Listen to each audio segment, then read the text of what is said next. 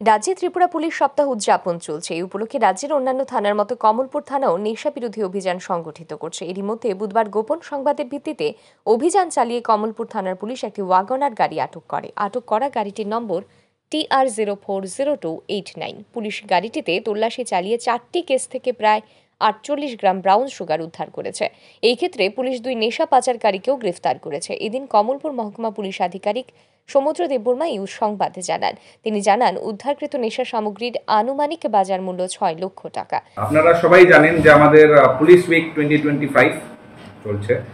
তো এটারই মধ্যে আমরা পুলিশ উইকের ইয়াতে আমরা স্পেশাল ড্রাইভ অন এনডিপিএস এবং আরটিএ চলছে আমাদের।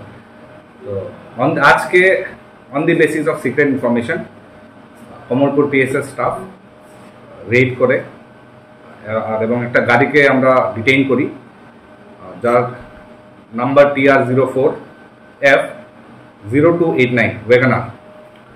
তার মধ্যে আমরা 4 cases of brown sugar pi, approximately 48 grams, যার বাজার মূল্য হবে নিয়ার অ্যাবাউট 6 lakhs, এবং আমরা 2 জন আসামিকে ধরতে আমরা সাফল্য পাই।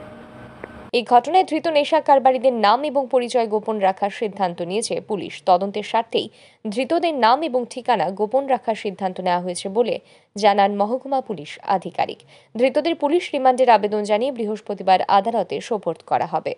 Bureau report, RE news.